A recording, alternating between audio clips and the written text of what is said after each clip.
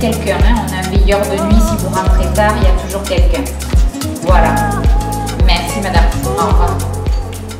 On a la chance d'être pas loin de la ville et être entouré par un lac et surtout d'être constamment visité par nos chers amis les Sauvernages qui viennent du Canada tous les ans.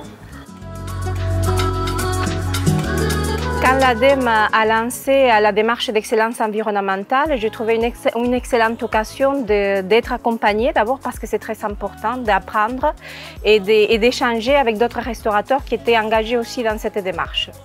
Nous avons mis en place beaucoup de choses. Nous avons mis 5 bornes de recharge pour des véhicules électriques dans notre parking. Nous avons mis des poubelles et des tri sélectifs dans plusieurs points de l'hôtel. La cuisine ainsi que l'ensemble de l'établissement va être rénové.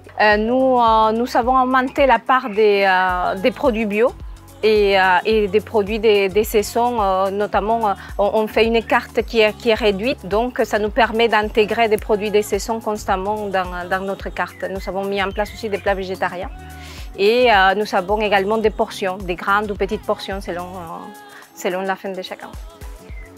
Nous faisons également des plats emportés, mais nous utilisons des emballages recyclables et biodégradables. 12 ou 15, tu peux faire.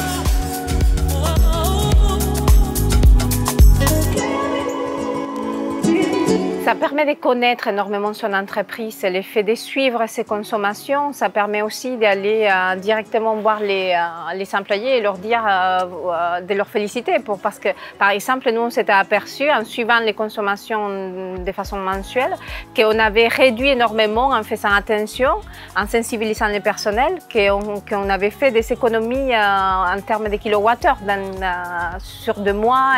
Et ça, c'est très important. Donc, la démarche qui soit d'excellence environnementale pour les restaurants ou d'écolabel, très importante pour connaître complètement son entreprise.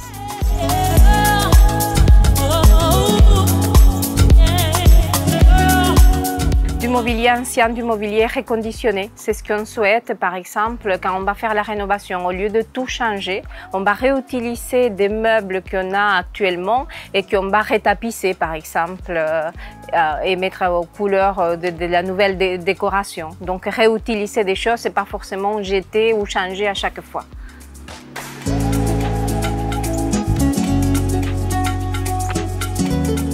Quand on sait que la filière du tourisme sera très impactée par les changements climatiques, adopter les bons gestes et les bonnes pratiques me paraît indispensable.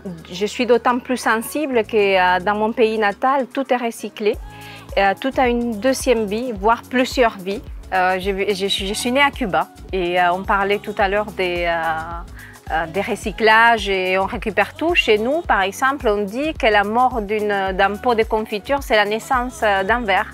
Et la mort d'une serviette, c'est la naissance d'un torchon pour la poussière.